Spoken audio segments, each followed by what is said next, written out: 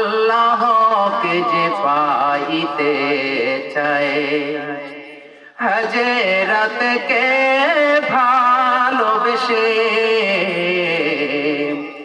আল্লাহকে যে পাইতে চায়, হযরতকে ভালোবেসে, আরশ কুরসি লৌহ কলম না চাহিতে পেয়েছে সে, হযরতকে ভালোবেসে। ইন্নাল্লাহা ওয়া মালাইকাতাহু ইউসাল্লুনা আলান নবী ইয়া আইয়ুহাল্লাযীনা আমানু সাল্লু আলাইহি ওয়া সাল্লিমু তাসলিমা। আল্লাহুম্মা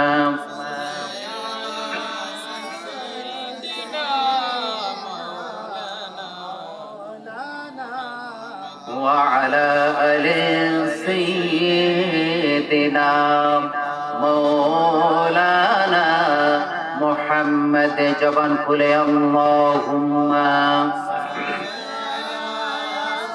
سيدنا مولانا محمد وعلى آل سيدنا مولانا।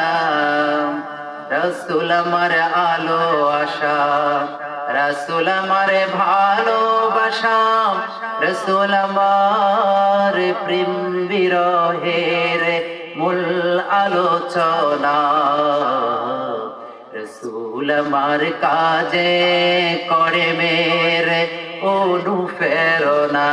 আল্লাহুম্মা সাল্লি আলা সাইয়্যিদিনা মাওলানা মুহাম্মদ ওয়া আলা আলি সাইয়্যিদিনা মাওলানা।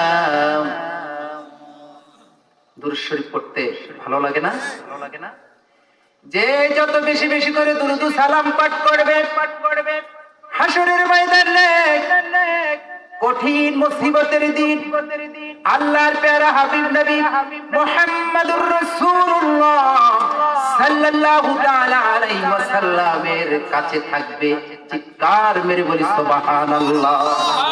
মহব্বত করে দুরূদ সালাম পাঠ করেছে তো আল্লাহর প্যারা হাবিব সাল্লাল্লাহু আলাইহি ওয়াসাল্লাম বলে, ও উম্মত, তুমি যখন মহব্বতে দুরূদ সালাম পাঠ করো, এই দুরূদ সালামের আওয়াজ ফেরেশতারা রওজা মোবারকের কাছে আমি নবীজির কানের কাছে গিয়ে পৌঁছিয়ে দেয়। চিৎকার মেরে বলি সুবহানাল্লাহ। আমার ভাইয়েরা, আপনারা যখন আরেকটু মহব্বত করে দুরূদ সালাম পাঠ করবেন, আল্লাহর প্যারা হাবিব সাল্লাল্লাহু আলাইহি ওয়াসাল্লাম বললেন, ও উম্মত, তোমাদের দুরূদ সালাম পৌঁছানোর দরকার হয় না, আমি নবীজি রওজা মোবারক থেকে তোমাদের দুরূদ সালামের আওয়াজ শুনতে পাই। চিৎকার মেরে বলি সুবহানাল্লাহ।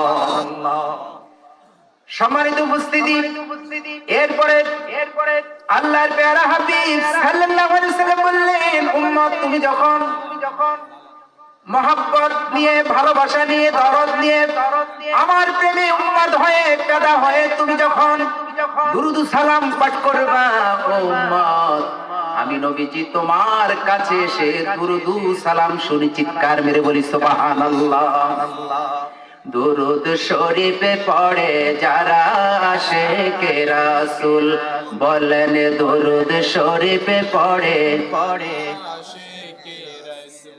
যিনি হলেন আল্লাহ তাআলার সৃষ্টি কুলের মূল, যিনি হলেন আল্লাহ তাআলার সৃষ্টি কুলের মূল, দুরূদ শরীফে পড়ে যারা আশিকে রাসূল বলেন, দুরূদ শরীফে। চিৎকার মেরে বলি মারহাবা।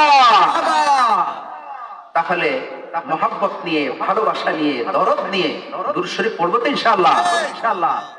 শুধু তাই নয় আমার ভাইয়েরা, এই যে দুরূদ সালাম আপনি পাঠ করবেন, আল্লাহর প্যারা হাবিব সাল্লাল্লাহু আলাইহি ওয়াসাল্লাম হাদিসে মুবারাকার মধ্যে বললেন, কেউ যদি দৈনিক 1000 বার দুরূদ সালাম পাঠ করে, কয়বার?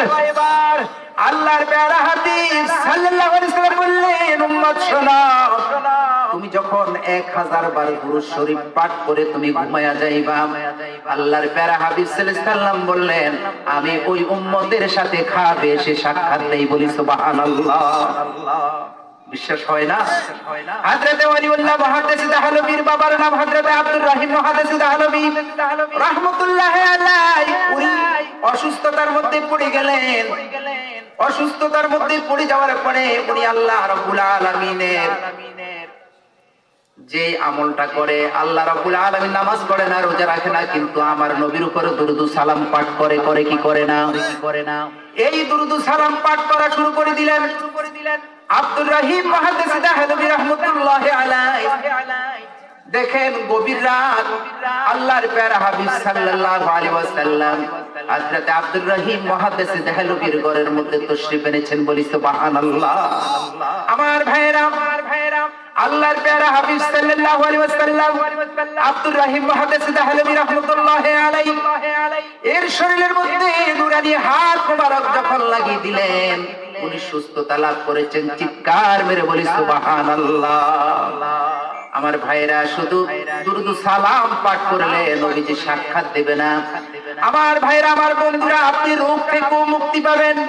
আব্দুর রহিম মুহাদ্দিস দাহলবী রাহমাতুল্লাহি আলাইহি উনি ভাবছিলেন, কখনো কোনদিন বোধহয় আমি যে অসুস্থতার মধ্যে পড়েছি, আল্লাহ রাব্বুল আলামিন বোধহয় আমাকে ভালো করবে না, কিন্তু ভালো যে হয়েছে আমার নবীজির দুরূদের উসিলায়। চিৎকার মেরে বলি সুবহানাল্লাহ। আমার সকল রোগের ঔষধে দয়ালে নবীর সালামে দুরূদ বলে না, আমার সকল রোগের ঔষধে দয়ালে নবীর সালামে দুরূদ। আরে ভক্তি চিত্তে করিলে শেষে, ভক্তি চিত্তে করিলে শেষে হয় সুস্থ সবল। নবীজির পাগল আমি, মদিনার পাগল। বলেন নবী